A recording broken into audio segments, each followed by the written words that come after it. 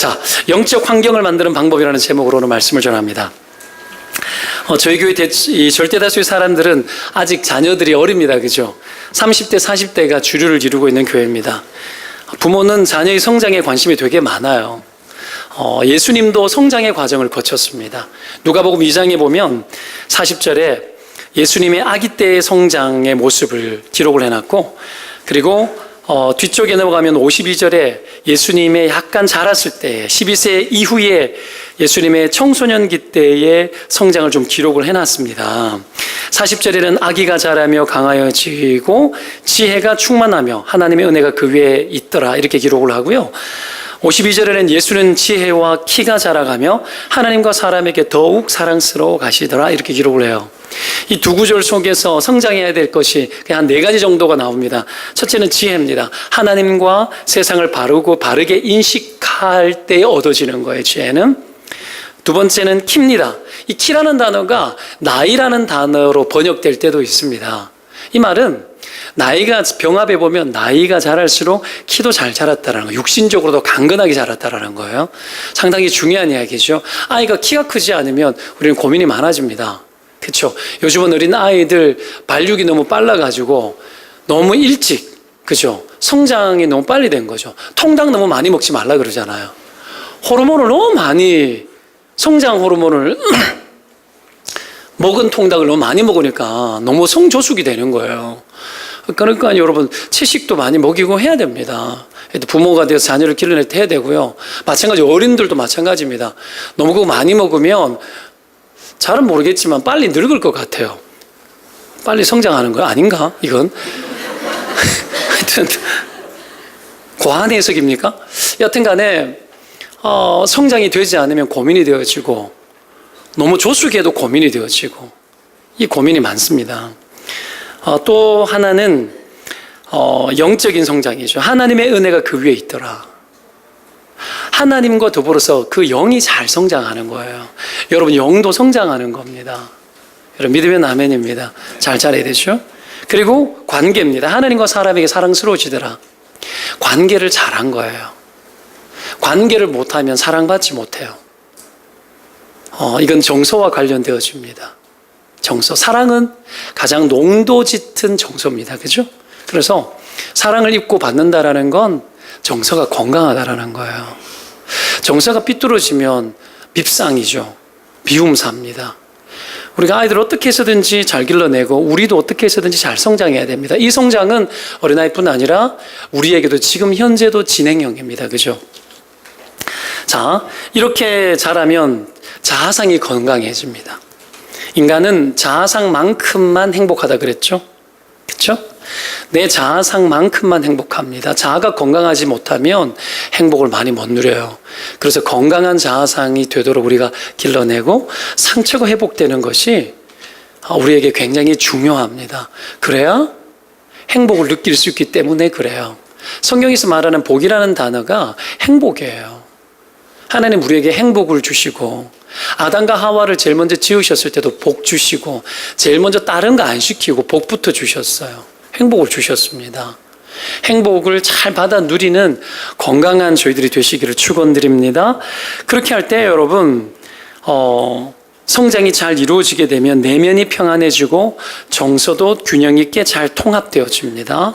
희노애락이 있을 때 거기만 머물러 있지 않아요. 아이를 양육할 때, 엄마가 아이를 길러낼 때, 부모가 길러낼 때 아이를 끝없이 받아주잖아요. 그런 평안함을 누려요. 근데 일정하게 자랐을 때 어떡합니까? 나쁜 부모가 되어줘야 합니다. 자기가 원하는 대로 그대로 안 해주면 안 되죠. 나쁜 부모예요. 아이를 막 혼내고 엉덩이 막 때려야 되는 거예요. 그러면 놀라죠. 아니, 다 받아줬던 부모가 때리네. 나쁜 부모가 들어오는 거예요. 근데 그 나쁜 부모가 때릴 때 때리지만 또 받아주고 얼러주고 달래주고 안아주는 거예요. 그 어떤 일이 벌어지죠? 같은 부모라고 알아요.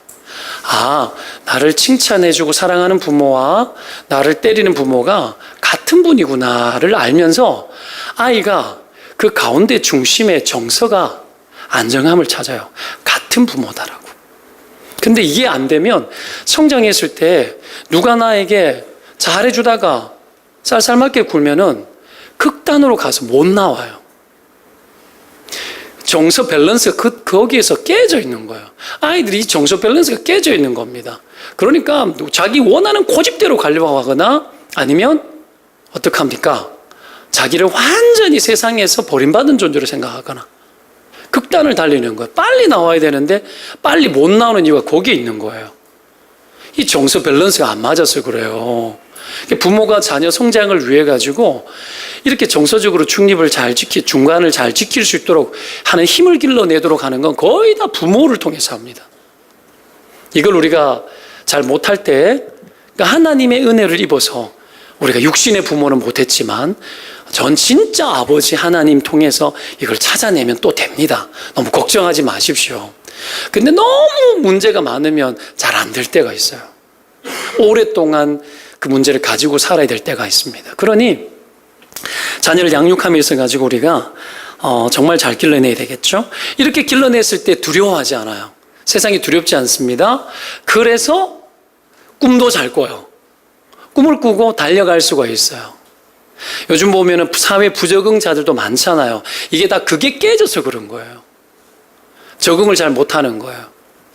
조금만 어떠면 사람들이 나를 다 거절한다 생각하고 도망가려고 해요. 그거 아니거든요. 다시 돌아와야 됩니다. 그리고 사회 적응도 잘 해야 되는 거죠. 자, 그렇게 했을 때에 능력이 부어지고 경험치가 강해지고 이 험악한 세상을 하나님이 주시는 비전들을 성취하면서도 살 수 있게 되어지는 겁니다. 우리는 자녀가 이렇게 잘 되도록 그리고 영적인 성장이 아직 어린 이제 막 거듭난 신자들 아이잖아요. 그죠? 아기예요. 믿음이 약한 사람은 아직도 어린아이입니다. 잘 성장하도록 도와줘야 됩니다. 이런 성장을 위해서 환경이 매우 중요합니다. 무조건 좋은 환경이 그러면은 좋은 성장과 건강한 성장을 만드는 거냐? 그런 건 아닙니다. 세계에서 공명이 제일 잘 되는 바이올린을 만드는 나무는 미국의 로키 산맥에 가보셨나요? 저는 미국도 못 가봤어요. 이 로키 산맥의 수목 한계선에서 자라는 나무가 있대요. 무릎 꿇은 나무, 폭풍우 속에서 나무가 자랄 수 없는 환경에서 나무가 자라는데 이 나무는 막 꾸불꾸불한 거예요. 쑥쑥 뻗지 못하고 그렇게 자랄 수가 없죠. 바람이 많은 해변가에 가면 나무가 쭉쭉 안 자라요. 바람이 많기 때문에 대신에 뿌리는 깊어요. 이 나무로 여러분 바이올린을 만들면 여러분 여차 없이 그냥 소리가 좋대요. 왜요? 너무 여물기 때문에 그래요. 나무의 질이 좋기 때문에 그렇습니다.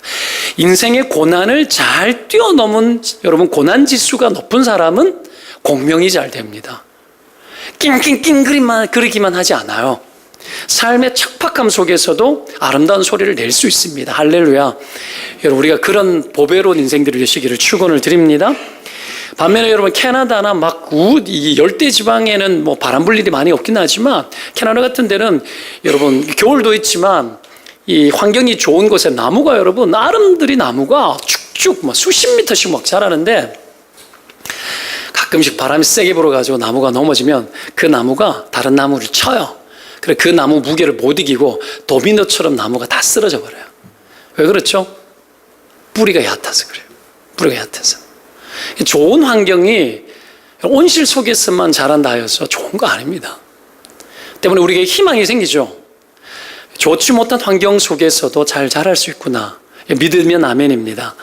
저도 좋지 못한 환경 속에서 자랐습니다.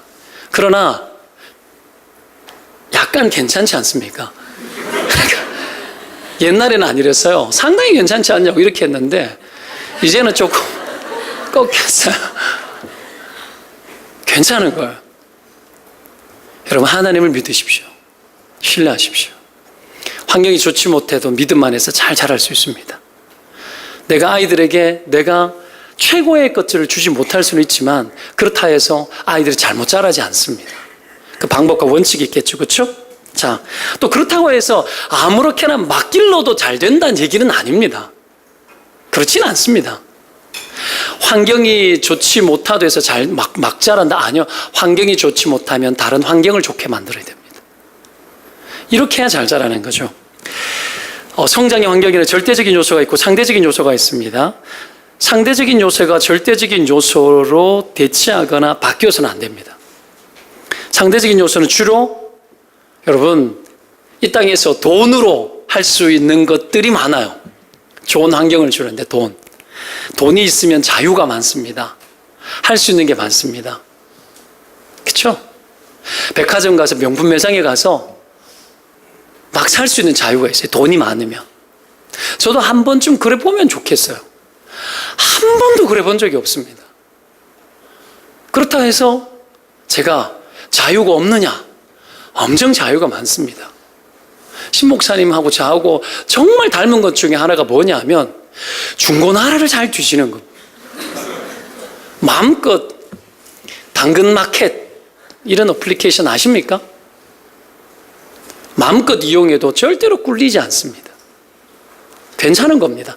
이건 상대적인 겁니다. 과거에 청년부에 있을 때 신 목사님 같이 안산 동산교 청년부 할 때 부산으로 사역자들 수련회를 갔습니다. 그때 해운대 센텀에 동양에서 제일 큰 신세계 백화점이 오픈 막 되었을 때 비 오는 폭우같이 비가 오는 날에 반바지 입고 티셔츠 아무거나 걸치고 슬리퍼 신고 까르띠에 매장을 제가 들어갔다는 거 아닙니까? 들어가서 내 눈에 제일 보기 좋은 시계를 딱 보여달라고 했어요. 딱 보여주니까 그 시계가 그 집에 파는 그날 제일 비싼 시계였어요. 9,600만 원짜리. 한번 보여달라고. 돈도 없는데 구경이라도 해야지. 여러분, 돈이 없다고 기죽지 마십시오. 비참해지지 마십시오. 그건 상대적인 겁니다. 하나님이 세상을 지으셨습니다. 내 속에 계신 분이 세상보다 크신 분이십니다. 우리가 믿음의 사람이 되고 하나님의 나라를 사랑할 때 하나님은 온 세상에 있는 것들을 우리를 통해서 움직이게 하십니다. 돈을 가지고 있는 게 중요한 것이 아니라 온 세상에 있는 하나님의 재물들을 움직일 수 있는 사람이 되는 게 중요합니다. 아멘. 그게 여러분 거룩한 하나님의 백성의 삶이죠. 자, 하여튼 상대적인 것들은 그래요. 이게 절대화될 수 없어요. 사립 유치원 보내도 됩니다.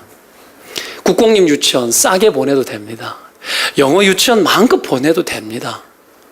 내 재정이 닿는 대로 길러내면 됩니다. 그건 상대적인 겁니다.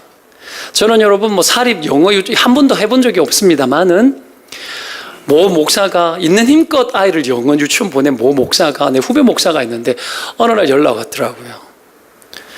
우리 애들은 뭐 해야 될지 몰라. 형은 다 정해졌잖아. 애들 갈 길 다 정해졌잖아. 그러는 거야. 그렇지. 형 영어 유치원 보내봐도 아무 짝에 소용이 없어. 애들이 뭐 해야 될지 몰라.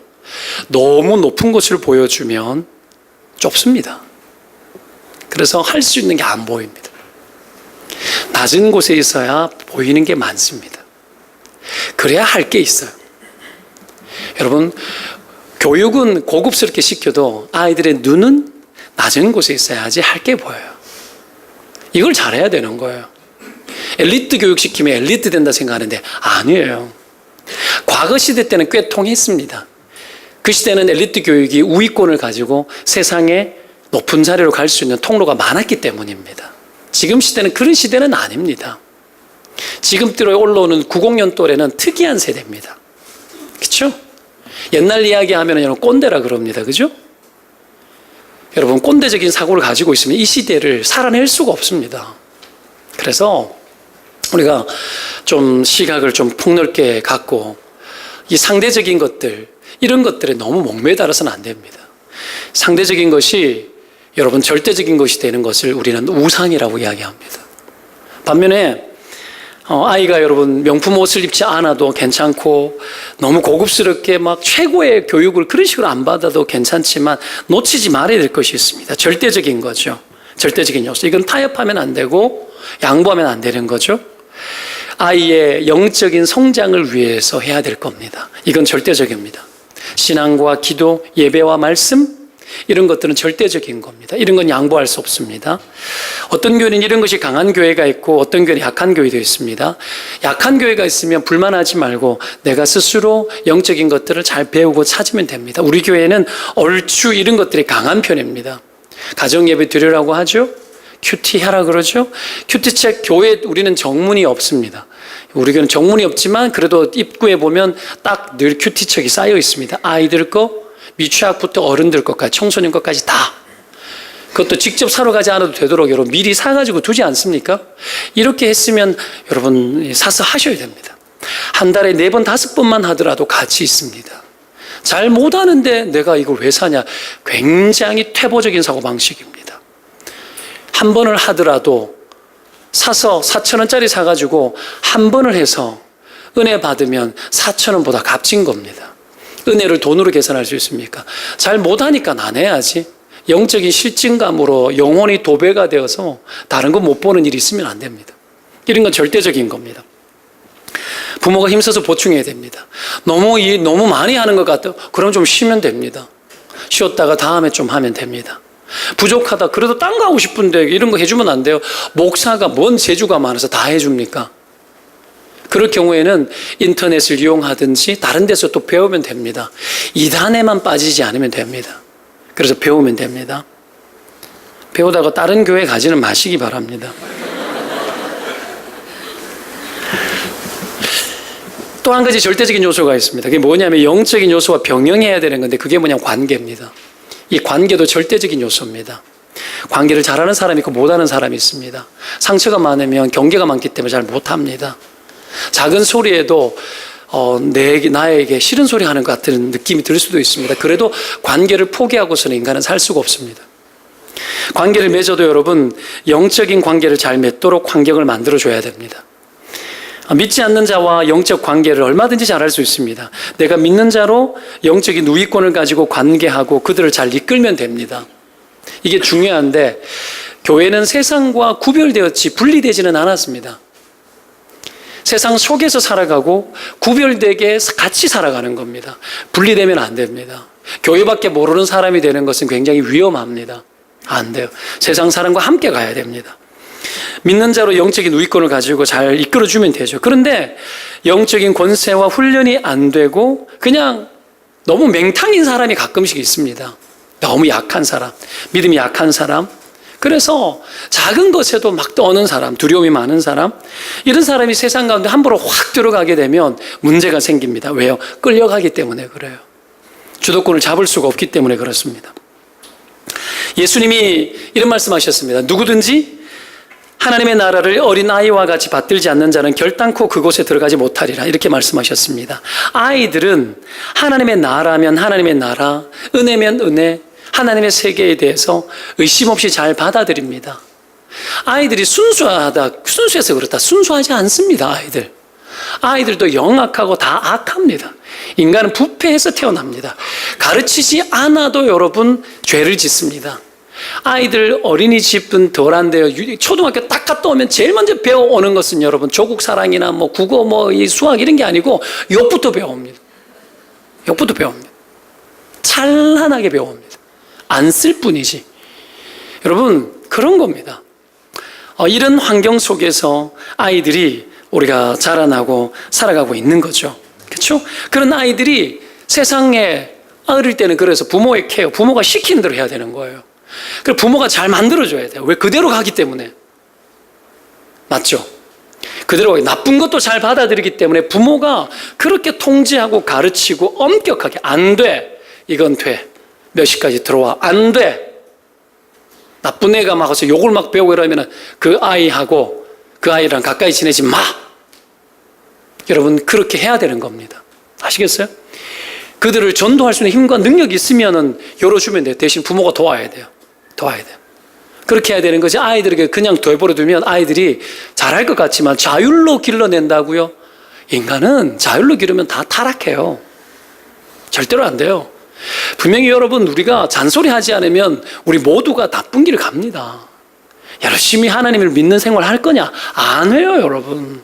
여러분 스스로 알지 않습니까? 그렇죠? 얼마나 일탈 본능이 강한지 아시죠? 자, 그래서 영적인 환경과 영적 관계가 굉장히 중요합니다. 금요일 날에 카르멜 기도회를 끝내고 난 이후에 다 끝났더니만 우리 전도사님들과 간사님들이 다 어떤 환경을 만들어놨는데 어떤 환경을 만들어놨냐 하면은 치킨 먹으러 갑시다. 여러분, 심야 기도회 끝나고 난 이후에 뭘 먹으러 가는 거는 상당히 좋습니다. 이게요, 그 예전에 저는 그 대구에서 교회를 다닐 때 교회 그 형들과도 그런 거 많이 했는데, 끝나고 나면 근처에 가면은 연탄불 위에 돼지고기 구워주는 집이 있거든요. 교회 근처에 공구골목 근처가 있어요. 대구에 있던 교회 근처에 가면은 거기는 늦은 밤부터 시작해서 새벽까지 장사하는 곳이에요. 그러면 우동, 그리고 이 돼지고기 연탄불 구운 거 기도회 끝나가서 먹고 나면 너무 좋아요. 그걸 만들어 놓은 거예요. 그래서 갔어요. 그러니까 눈치껏 자기들이 싹 띄워놓은 거죠. 그래서 담임 목사 허락을 받아야 되니까 그래 갑시다 해가지고 갔어요. 기분 좋게 갔습니다. 아이들도 데리고 가가지고 여러분 치킨집에서 시켜가지고 치킨을 무려 4마리를 시켜가지고 먹었습니다. 한 마리는 싸들고 왔는데 잘 먹더라고요. 근데 옆에 우리 언니들, 이 동탄에 사는 30대 그룹의 언니들 10몇 명이 치맥을 충만하게 즐기고 계셨어요. 분위기 되게 좋았어요. 옛날 생각나대요. 근데 아이들도 중간에 왔다 갔다 그리고 그러는데 치맥을 즐기고 있는데 이미 좀 이렇게 취했어요. 취하면 나타나는 증상이 뭐예요? 시끄러워지죠. 시끄러워지는 거예요. 왜 그러냐면 이 알코올이 들어가면 취하게 되면 나 안에 있는 무의식이 의식화되어져요. 내 안에 무의식적으로 숨어있고 눌렸던 것들이 의식으로 나와버려요. 알코올의 힘을 빌려서. 그때 여러분 시원해집니다. 우리는 성령 충만해서 나눔을 하잖아요. 속에 있는 고백을 하고 싶은데 답답한데 말 잘 못하잖아요. 그 은혜를 입고 나면 용기를 내서 말을 하고 이렇게 하는데 맨정신으로 우리는 하는 거고 그분들께서는 맨정신이 힘드니까 그래 하는 거예요. 그러니까 분위기가 얼마나 좋은지 몰라요. 어떤 언니는 막 일어나가지고 막 춤도 막 추고 막 그러면 시끄럽게 막 뭐라 그러는데 그런 사이로 아이가 왔다 갔다 하는 거예요. 이게 그렇게 영적 환경으로 좋은 건가? 그들은 하나님 믿지 않는 사람이겠죠. 또 옆에 테이블에 남자 둘이 앉았는데 아내가 교회를 다니는가 봐요. 한 분은 교회 집사 같은데 설명을 해주고 있고 같이 치맥을 하면서 이것도 상당히 재밌더라고요. 하는데 11조가 뭐고 11조가 10분의 1을 갖다 해서 교회 가서 마시고 뭐 이야기하는데 앞에 분은 같이 치맥하면서 교회 가면 이런 게 있고 이렇게 그 설명을 하고 있고 권사는 뭔데? 안수집사는 뭔데? 이러면서 막 이러고 있는 거예요. 그래 잘 관찰했는데 그분이 나중에 돈 계산을 하더라고요. 우리 것까지 계산해 주지. 자, 재밌는 것을 보면서 근데 아이 양육에 관한 이야기를 여러분들도 조용히 치맥하시는 분들이 계실 겁니다. 제가 알고 있습니다. 집에 맥주 캔 정도 이렇게 냉장고 열면은 가득 채워진 분들도 있을 수 있어요. 그러니까 알고 있어요. 뭐 그럴 수 있죠, 그렇죠? 근데 제가 하고 싶은 이야기는 그런 거예요. 술이 죄냐 이런 기계적인 이야기를 하기 위해서 하는 이야기가 아니고 보십시오. 그것이 우리가 영적 성장을 위해서 아이들에게 어떤 침해가 된다라면 어떨까 생각하면 우리가 조금 주의해야 됩니다, 그죠? 그렇지 않겠습니까? 만약에 그렇지 않으면 제가 여러분에게 권해도 됩니다. 우리 한 잔씩 하시라고. 목사가 말 못하는 거 여러분들도 하면 안 돼요. 그런 겁니다. 그렇죠? 아니면 맞짱 그냥 같이 찬 하면 되잖아요. 그죠? 자, 제가 어릴 때 가정이 참 힘들었습니다. 아버지가 술을 많이 드셨습니다. 제 용돈은 술병 팔아서 용돈을 많이 했었습니다. 알코올이 막 넘쳤어요. 그러니까 우리 어머니도 한때 힘이 들어가지고 막 이렇게 술을 조금 하신 적이 있습니다. 화가 나가지고. 근데 그때 그걸 보는데 마음이 아픈 거예요. 제가 어릴 때. 어떤 느낌이 드는 줄 아십니까? 저희 어머니는 굉장히 양반집에서 태어나셨습니다. 제가 평생 살면서 우리 엄마가 저에게 직접적으로 화를 냈는 거 딱 한 번 기억납니다. 화를 안 내는 분이에요. 항상 아버지가 그렇게 완고하고 술을 많이 드시고 가정이 막 불행한 환경인데도 꿋꿋하게 버텨주셨어요. 디딜 때가 있었죠. 그 엄마를 만나면 마음이 편한 거예요. 그럼 늘 엄마가 오기를 바라고, 어디 갔다 오기를 바라고, 엄마가 조금 이상한 행동을 하면 불안하고. 근데 술을 좀 잠시 드실 때가 있었는데 술을 마시니까 불안한 거예요. 이상해지는 거, 엄마가. 술을 마시니까 평소에 안 보던 모습이 나오는 거야. 근데 그게 엄마는 시원할 수 있는데 자녀가 봤을 때는 불안한 거예요. 어디까지 생각했느냐 하면 엄마가 도망갈 것 같았어요. 왜? 엄마가 잠시 일탈을 하니까 아닌 모습이 나오니까 다른 게 상상이 되는 거예요. 그리고 막 술을 마시고는 막 한마디씩 폭탄 같은 소리를 막 안 하시는 분이 한단 말이에요. 저러다가 어디 쥐약이라도 먹고 죽는 거 아닌가? 이런 상상이 되는 거예요.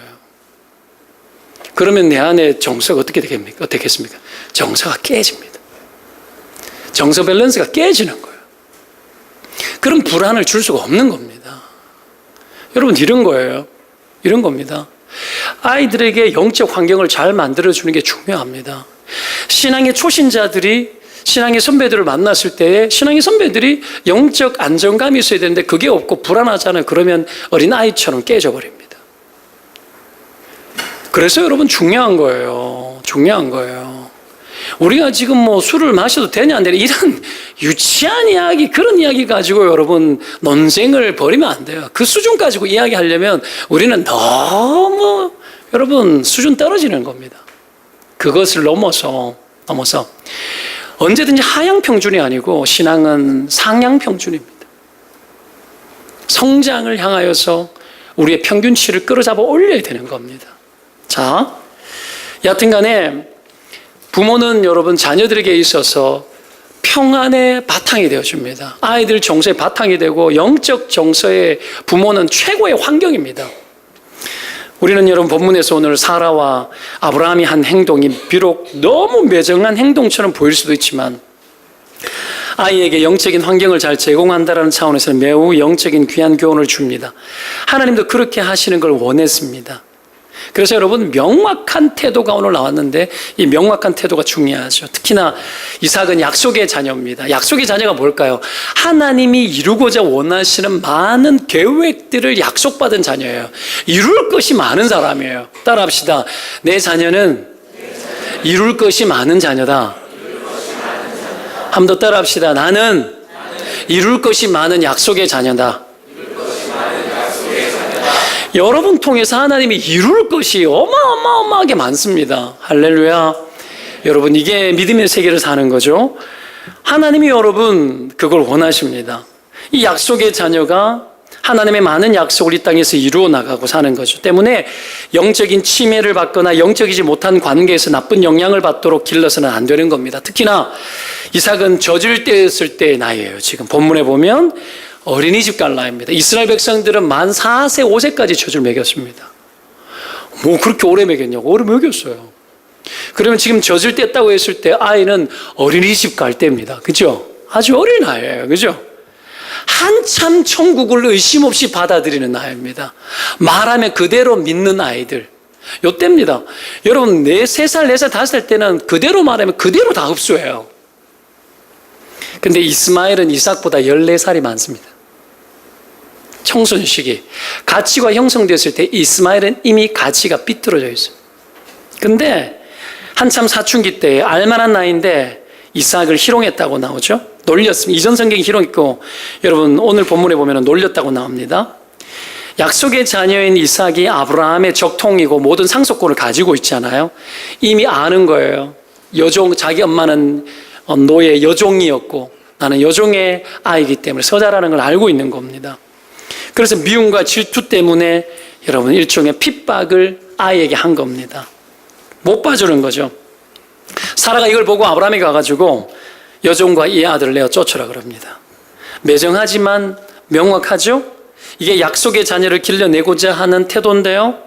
오늘 이런 태도 속에서 보여지는 우리가 취해야 될 명확한 영적 환경을 만들기 위한 태도들을 몇 가지를 봅니다. 제일 먼저 볼 것은 여러분 악과 타협하거나 공존하지 않는 겁니다. 이게 우리가 볼 수 있는 거예요. 9절에 이스마엘을 표현할 때 사라가 본즉 아브라함의 아들 애굽 여인 하갈의 아들, 애굽 여인 하갈의 아들 이렇게 표현합니다. 하갈이 애굽 여자였다라는 거예요. 약속의 자녀가 아닌 사람이었다라는 거죠. 그 종의 아들이라는 겁니다. 그리고 10절에 사라가 이 종의 아들은 내 아들 이삭과 함께 기업을 얻지 못하리라 이렇게 이야기합니다. 이스마엘은 종의 아들이죠. 사도 바울이 갈라디아서 4장 28절 이하에 오늘 사건을 놓고 이렇게 표현합니다. 제가 읽어드릴게요. 형제들아 너희는 이삭과 같이 약속의 자녀라. 그러나 그때에 육체를 따라 난 자가 성령을 따라 난 자를 박해한 것 같이, 이 박해가 이스마엘이 이 이삭에게 한 걸 말하는 거예요. 박해한 것 같이 이제도 그러하도다. 그러나 성경이 무엇을 말하느냐? 여종과 그 아들을 내쫓으라. 여종의 아들이 자유 있는 여자의 아들과 더불어 유업을 얻지 못하리라 하였느니라 이렇게 말합니다. 바울은 이걸 단순히 여러분 이 동생을 희롱했다라는 차원을 넘어선 이야기로 봅니다. 영적인 문제로 봅니다. 육체를 따라 난 자가 성령을 따라 난 자를 박해했다고 나옵니다. 박해 왜 할까요? 박해는 소멸시키려고 하는 거예요. 박해는 괴롭히기 위해서 하는 경향이 있지만, 그러나 결국은 박해는 소멸시키기 위해서 하는 거예요. 그래서 죽여버리는 거예요. 박해를 심하게 하면. 그죠? 사라가 이스마엘을 기업을 얻지 못하리라고 이렇게 했던 말을 이 바울은 여종의 아들이 자유 있는 여자의 아들과 더불어 유업을 얻지 못하리라라고 이렇게 표현합니다. 같은 말이죠. 이스마엘이 박해를 한 이유가 뭐냐면 이 유업을 내가 받고 싶어서 박해를 했느냐, 다른 이야기입니다. 이 유업 자체를 거절하고 유업 자체를 소멸시키기 위해서 박해하는 거예요. 여러분 아십니까? 나도 천국 안 가고 너도 들어가지 말라라는 거예요. 이게 여러분 세상의 정신입니다. 이게 세상의 정신이에요. 이게 이스마엘이 가졌던 마음입니다. 그래서 박해한 거예요. 내가 못 먹어도 좋으니까 너 가지지 마 이거예요. 아주 악질적인 마음이죠 사실은. 그죠? 자, 만약에 이스마엘이 비록 약속의 자녀는 아니었지만 성경을 보십시오. 하나님이 아브라함을 통해 가지고 이스마엘과 이삭을 똑같이 축복하셨습니다. 아십니까? 지난번에 말씀 다 나누었습니다. 하나님의 유업을 귀히 여겼으면 이스마엘이 쫓겨났을까 안 쫓겨났을까요? 안 쫓겨납니다. 자기가 이 집에 적통계열이어 가지고 이 축복을 못 받아도 똑같이 그것을 존중하고 하나님 믿는 사람이 되면 절대로 안 쫓겨납니다. 근데 그것을 취하지 않는 거죠. 하갈도 보십시오. 마지막에 보면은 애굽 여자를 얻어가지고 줬다 그러잖아요. 이렇게 가버립니다. 세상길로 확 가버립니다. 한 예로 우리가 에서와 야곱을 알지 않습니까? 에서가 장자였지만 장자의 명분을 소유로 여겼잖아요. 그래서 그 장자의 명분이 야곱에게 빼앗겼습니다. 하나님 야곱 줘버리죠. 유업 기업이라는 것이 뭡니까? 이스라엘의 유업과 기업이라는 건 그냥 유산이 아니에요. 그건 하나님께서 약속하신 언약과 계획을 승계하는 거예요. 아브라함을 통해서 주신 축복이 뭡니까? 너를 통해서 천하 만민이 복받는다. 언제 이루어집니까? 예수 그리스도가 올 때에. 아브라함을 통해서 메시아가 오는 거예요. 그 오는 과정 속에서도 메시아의 기능을 아브라함이 다 하는 거예요. 영적 제사장의 기능을 다 하는 거예요. 그리고 예수 그리스도가 가서 온 세상에 구원을 베풀었지 않습니까? 아브라함의 후손이 되어서 그 유업을 승계한 거예요. 우리가 아브라함의 후손이 되어서 믿음으로 유업을 승계한다는 것이 어떤 의미입니까? 오늘 그 약속을 동일하게 우리가 받고 온 세상에 하나님의 약속을 이룰 사람으로 우리가 쓰임 받는 거예요. 여기에 동참하는 거죠. 때문에 여러분 하나님을 경외하고 그 약속을 받아들여야 되는 거예요.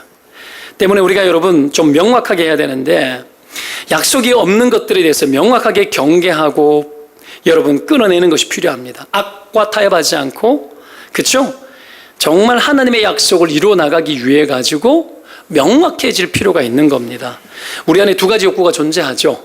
육체의 욕구가 존재하고 성령의 욕구가 존재합니다. 이 둘이 싸웁니다. 영의 생각이 육체의 생각을 이겨야 되는데 본성을 거스려야 돼. 육체의 소욕을 몰아내야 되는데 이것이 잘 되어지지 않죠. 이것이 여러분 사라가 말했던 쫓아내라는 얘기하고 똑같은 겁니다. 육체의 본성을 쫓으면 영의 일이 이루어지지 않습니다. 육신의 생각은 사망이지만 영의 생각은 생명과 평안이라고 분명히 성경은 기록을 하고 있습니다. 육신의 생각은 하나님과 뭐가 되나니? 원수가 되나니 그랬습니다. 원수가 되나니. 만약 하갈의 아들 이스마엘과 이삭이 공존하게 되면 끊임없이 갈등을 일으키고 문제가 터지는 거예요. 악과 공존할 수 없는 겁니다. 선명하게 여러분 구별되어져야 되는 겁니다. 내 안에 여러분 육신의 생각, 육체의 이 본성이 나를 여러분 이 본능을 자극은 하지만 이런 것들과 엄히 경계하고 하나님의 유업 속으로 들어가야 합니다. 그래서 명확하게 하나님의 뜻을 이루어 나가는 일에 귀하게 쓰임받기를 소원하시기를 주의 이름으로 축원드립니다. 쉽지 않지만 내 안에 남아있는 구습을 잘 타파해야 됩니다. 잘 끊어내야 됩니다. 할 수만 있다면 경건해져야 합니다. 그래서 아이들이 볼 때 영적 환경을 든든히 만들고 그뿐 아니라 나 스스로 영적 환경을 잘 만들어야 됩니다. 범죄 확률이 높은 환경들을 만들어 놓고 기도한다고 되지 않습니다. 제거해야 되고 끊어내야 되는 겁니다. 오늘 그 일을 하나님이 기뻐 받으셨습니다. 여러분 인생을 살면서 하나님 앞에 그런 결단해 본 적이 있습니까? 하나님, 내가 여기 멈추겠습니다. 하나님, 내가 스마트폰을 너무 많이 합니다. 내가 결심합니다. 끊겠습니다. 하나님, 술 친구가 너무 많습니다. 나는 내가 이게 너무 즐겁습니다. 하나님, 결단해 보셨습니까? 주를 위해 결단해 보셨습니까? 영적 환경을 만드는 일을 위해 여러분 결단해 보셨습니까? 여러분, 이 결단이 없다면 환경이 안 만들어지는 겁니다. 선명하게 해야 되는 거예요. 여러분, 하나님 축복하십니다. 의를 위해서 여러분 고난받는 자를 기뻐하십니다. 우리의 영적 상황들을 여러분 아름답게 개선시켜 나가려고 결심하는 자들마다 하나님께서 여러분 복을 주십니다. 믿으면 아멘. 여러분, 하나님 앞에 목숨 걸어야 돼요. 인생의 여러분 모든 것들을 주관하시는 하나님이십니다. 하나님은 여러분 우리를 너무 잘 아십니다. 허용도 하고 우리가 잘못된 길을 가더라도 이해도 하시지만, 그러나 이해도 하는 분이지만 축복도 하는 분이에요. 우리가 바른 선택을 하고 명확하게 할 때 하나님은 그 사람을 축복하십니다. 그 축복 속에서 살아가시기를 축원드립니다. 두 번째, 믿음의 말은 당당하게 수용하는 겁니다. 믿음의 말은 당당히 수용해야 됩니다. 사라의 요구에 아브라함이 당장에 예스하기 힘듭니다. 왜입니까? 이스마엘이 자기 아들이잖아요. 14년 이상 길렀잖아요. 그렇죠? 정이 들었습니다. 사라가 그렇게 이야기했을 때 11절에 보면 아브라함이 매우 근심이 되었더니라고 나옵니다. 사람은 그래도 설득하면 안 되냐? 타협점을 찾으면 되지 않냐? 못나도 내 새끼 아니냐? 그러니 매정하게 하기 힘듭니다. 이 아브라함 입장에서는. 예수를 믿고 난 이후에라도 여러분, 내가 사랑했던 것, 나의 삶의 방식들 매정하게 끊어내기 힘듭니다. 옛사람이 경험했던 감정이 내 육체는 너무 잘 기억하고 있습니다. 그래서 여러분 떠나보내기 힘들어요. 그런데 내어 쫓으라고 하나님 말씀하시잖아요. 사라가 이런 요구를 할 때 아브라함이 고민이 너무 심했죠. 다른 방법이 없냐라고 고민이 되어졌겠지만, 그런데 12절을 보면 하나님이 아브라함에게 나타납니다. 나타나셔서 사라의 말을 들어라 이렇게 이야기합니다. 내 말 들으라 하지 않으시고 사라의 말을 들으라 이렇게 이야기합니다. 근심하지 말고 사라가 내게 이런 말을 다 들어라. 근심하지 말라는 얘기는 내가 책임지겠다는 얘기고, 사라의 말을 다 들어라 이렇게 이야기합니다. 이 말은 어떤 의미입니까? 누구든지 믿음의 말이면 그 믿음의 말이 누가 했는 말이든지 간에 당당하게 수용하라는 거예요.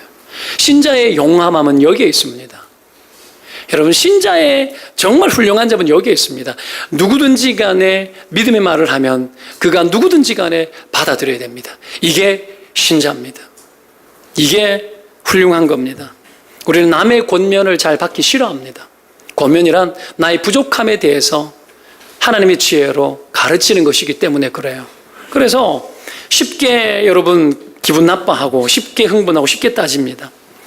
그 말이 믿음의 말인지 아닌지보다 내 기분과 감정이 더 중요하고 상대를 그래서 무시하는 경우가 많습니다. 네가 뭔데 내한테 그렇게 이야기하는데. 그렇게 할 수 있습니다. 가정 예배를 드리면서 저도 아이들의 권면을 듣습니다. 하나님의 말씀 앞에 놓고 이런 것 같아. 맞아. 나도 순종합니다.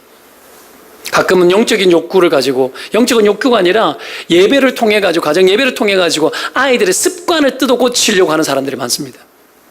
예배를 통해 봐라. 이렇지 않냐? 막 이렇게 가는 경우도 있습니다. 아니요, 같이 들어야 됩니다. 같이 들어야 됩니다. 하나님 앞에서 누구든지 일개 신자에 불과합니다. 물론 육신의 부모로 있지만 그 하나님을 대신해서 있기 때문에 굉장히 주의해야 되겠죠. 그렇죠? 그렇게 해서 서로의 권면을 함께 들을 수 있도록 해야 됩니다. 여러분에게 고민이 있습니까? 아브라함이 왜 고민했겠습니까? 사라의 말이 믿음의 말이었기 때문에 고민한 겁니다. 싫어도 그 사람의 말이 믿음의 말이면 고민해야 합니다. 내가 싫어하는 사람이어도 그 사람의 말이 믿음의 말이면 고민해야 됩니다. 여러분, 저를 싫어하는 사람이 있을 줄 몰라도 제가 믿음의 말을 하면 고민해야 합니다. 그건 인간적 감정과 관계없는 겁니다. 그 사람이 성숙한 거고 그 사람이 훌륭한 겁니다. 고린도후서 7장 10절에 그래서 하나님의 뜻대로 하는 근심은 후회할 것이 없는 구원에 이르게 하는 회개를 이루는 것이요 세상 근심은 사망을 이루게 하는 것이라 그랬습니다. 하나님의 뜻대로 하는 근심과 고민, 여러분 이 고민이 여러분들 가운데 있기를 축원드립니다. 하나님이 여러분 그래서 축복해 주십니다. 아브라함이 이 고민할 때 믿음으로 고민했다는 얘기는 뭘까요? 이 일을 실행하고자 하는 고민이었습니다.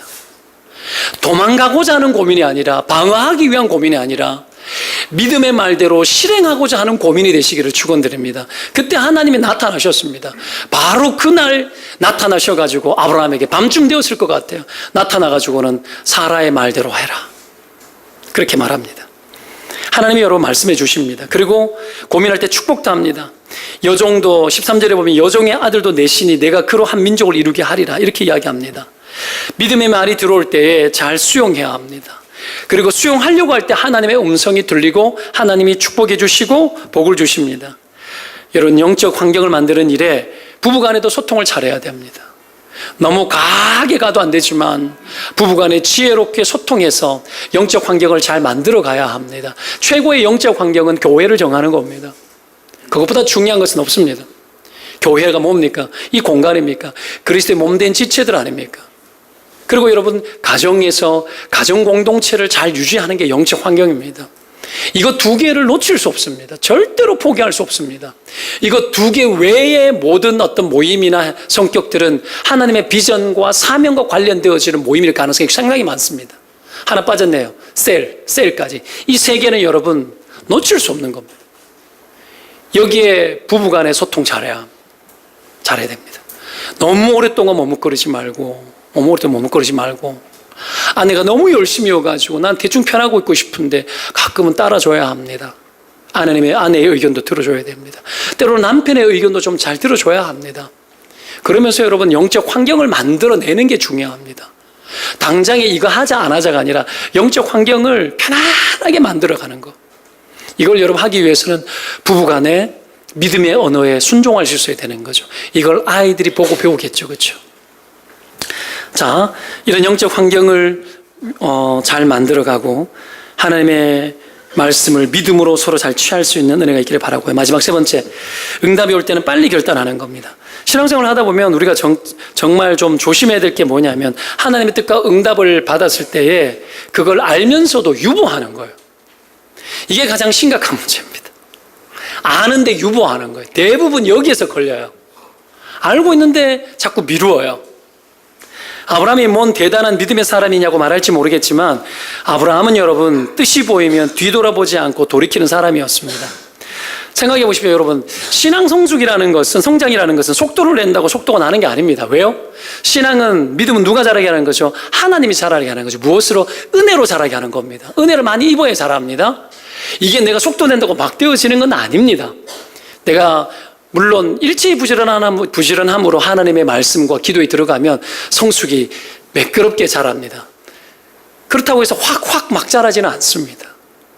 그렇게 되기 쉽지는 않습니다. 그런데 하나님이 뜻을 보여주고 하나님이 응답이 떨어졌을 때 그것을 취하면 업그레이드 되어집니다. 그때는 달라집니다. 이걸 놓치면 안 됩니다. 하나님이 우리에게 명확하게 응답을 주시는 것이 있습니다. 그럴 때는 여러분, 절대로 놓치지 말고 유보하면 안 돼요. 빨리 취해야 됩니다. 빨리 취하면 하나님이 성장을 줍니다. 대부분 여기에서 유보하면서 타협점을 찾고 우리 안에 견고한 진이 만들어집니다. 진리가 분명히 왔는데 진리가 아닌 것들을 내가 계속 타협점을 찾아서 내가 순종하지 않고 다른 것으로 유지하는 방법을 터득하게 되는 근성이 만들어지는 거죠. 이게 나쁘고 나쁜 환경 만드는 거예요. 정말 위험한 겁니다. 급히 서둘러야 됩니다. 자, 오늘 본문에 응답이 있는 이후에 14절 보시기 바랍니다. 14절 한번 보겠습니다. 앞부분에 아브라함이 시작. 아브라함이 아침 일찍 일어나 떡과 물 한 가죽 부대를 가져다가 하갈의 어깨에 메워주고 그 아이를 데리고 가게 하니, 여기까지요. 하갈과 의논하거나 이스마엘과 석별의 정을 나누거나 하지 않았죠. 하나님의 뜻이 명확할 때에 명확하게 결단하고 빨리 순종했습니다. 이게 아브라함의 강점인데요. 그래서 그가 믿음의 사람인 거예요. 심지어 보십시오. 이거 이스마엘에게만 그렇게 합니까? 아니에요. 하나님은 아브라함에게 더 심한 것을 요구합니다. 100세 때가 되었을 때 자기가 아들을 낳았잖아요. 아들을 낳았는데 진짜 자기 아들 아닙니까? 이삭이 자랐어요? 꽤 자랐을 거예요. 근데 하나님 어떡합니까? 내가 내게 지시하는 곳으로 가서 아이를 제물로 바쳐라. 네 손으로 네 아들 죽여서 하나님 앞에 번제로 제물로 바쳐라는 거예요. 이거 할 수 있나요? 야, 기가 막히죠. 근데 22장 넘어가 봅니다. 22장 3절을 보십시오. 3절 아브라함이 시작. 아브라함이 아침에 일찍 일어나 나귀의 안장을 치우고 두 종과 그의 아들 이삭을 데리고 번제를 쓸 나무를 쪼개 가지고 떠나 하나님이 자기에게 일러주시는 곳으로 가더니 이스마엘뿐 아니라 자기 아들도 똑같이 하는데 이스마엘은 쫓아내 보내는 거였지만 그냥 쫓아내라는 게 낫지 죽여라는 것보다 네 손으로 번제로 바쳐라 하잖아요. 근데 아브라함 어떻게 합니까? 응답이 올 때 똑같이 했어요. 이게 아브라함이 훌륭한 겁니다. 영적 환경을 만들어내는 건 이런 겁니다. 빠른 순종은 영적 환경을 아주 만들어내는데 특효약입니다. 빠른 순종. 여러분 다른 거 못 들어와요. 고민하고 기도해 볼게요 라고 하는 많은 사람들이 방어하는 거죠. 차라리 목사님 부탁하셨으니까 제가 생각해 보겠습니다가 오히려 더 낫습니다. 기도해 볼게요 하면서 거룩한 말로 여러분 뒤로 숨지 말아야 되는 거예요. 그렇죠? 여러분 그렇게 했을 때 내 안에 타협점이 만들어지다 보면 절대로 진리가 설 수가 없어요. 우리 안에 그런 것들이 너무 많아요. 이래도 되겠지. 그 정도는 괜찮겠지. 아니요. 묵혀놓은 것 아닙니까? 쓴뿌리 됩니다. 나쁜 영향 미칩니다. 당장에는 편하고 좋죠. 나중에 되면은 여러분 굉장히 후유증을 남깁니다. 좋지 않습니다. 때문에 여러분 응답이 올 때 빨리 결정하는 은혜가 있기를 축원드립니다. 옆에 사람 축복합시다. 응답이 있으면 빨리 결정합시다. 이걸 보는 것이 자녀들에게 최고의 교육입니다. 순종하는 거 보여주는 거 최고의 교육입니다. 이삭의 믿음이 왜 자랄까요? 아브라함이 그렇게까지 순종하는 것을 이삭 자신이 자기 아버지를 통해서 자기의 칼을 든 아버지를 봤기 때문에 이삭은 여러분 믿음의 혈통 가운데 유업을 이을 자로 든든히 세워지는 거예요. 이게 여러분 봐야 되는 겁니다. 우리는 머뭇거릴 때가 많죠. 유보할 때가 많죠. 우리는 다른 사람들 입장을 너무 고려할 때가 많습니다. 나의 영적인 희생을 감수하고서라도 다른 사람의 감정을 너무 축복해줘요. 세상살이 하면서. 그러나 다른 이들에 대한 감정 배려를 나의 영적인 배려보다 앞세우면 굉장히 신사적인 것처럼 보일지 모르지만 나중에는 조롱당하고 나중에는 희롱당합니다. 여러분 그렇게 왜 조롱당하고 희롱당하는 이걸 바울은 박해라고 했는데 왜 그렇게 할까요? 그것을 통해서 우리를 소멸시키는 거예요. 뭔 줄 압니까? 너희들도 우리처럼 좀 잘 살아보자 이게 아니에요. 너희 안에 있는 하나님이 물려준 믿음의 유업을 끊어버리라는 얘기예요. 마귀가 원하는 건 그겁니다. 그래서 우리가 다른 사람에 대해서 세상살이 하면서 다른 이들을 감정 배려를 너무 많이 하다가 또 나 자신 안에 올라오는 딜레마, 갈등에 대한 이 감정의 불편함을 회피하고 또 배려를 너무 하다가 어떤 일이 벌어집니까? 영적인 배려를 놓아버리는 경우가 생깁니다. 이것이 우리로 하여금 심각한 치매, 영적인 치매를 하게 하고 우리가 무기력하게 되어지는 이유가 됩니다. 왜 이 시대의 교회가 힘이 없고 왜 이 시대의 그리스도인이 욕을 많이 얻어먹는가에 대한 많은 이유는 우리가 여러분 죄를 많이 지었기 때문이기도 하지만 우리가 수많은 그런 경험 속에서 예수 믿는 사람들 상대할 만하다라고 우리가 열어줬기 때문입니다. 예수 믿는 사람들 여러분 건드릴 만한 존재가 된 겁니다. 왜요? 그들이 원하는 대로 끌고 가보니까 잘도 따라가거든요. 그들에 대한 감정 배려를 예수 믿는 사람들이 눈치 보면서 너무 잘해주거든요. 서비스 끝내주거든요. 그러니 무시하는 거예요. 나중에는 무시합니다. 여러분 그 무시를 했던 박해했던 이스마엘을 향하여 오늘 쫓아내라 그러잖아요. 명확하게 하는 거예요. 사랑하는 여러분 믿음의 성벽이 허물어졌는데 그럼에도 불구하고 그 허물어진 것을 방치한 채 이 정도면 괜찮다고 여기면서 자기 위로에 빠져서 그렇게 살고 있지는 않습니까? 신앙은 늘 우리에게 불편함을 줍니다. 어려움을 줍니다. 목사가 불편한 소리를 맨날 해서 미안하지만 해야 합니다. 해야 하고 바르게 가야 합니다. 명확해져야 됩니다. 선명해져야 합니다. 오늘 이런 태도를 통해서 영적 환경을 다시 재조성하시고 우리의 자녀들, 우리 교회의 아이들, 자라는 아이들과 그리고 여러분 이 공동체 안에 있는 우리 모든 연약한 믿음의 사람들이 여러분 영적으로 더 강건하게 세워지고 자라는 놀라운 축복들이 있기를 주의 이름으로 축원드립니다. 기도합시다.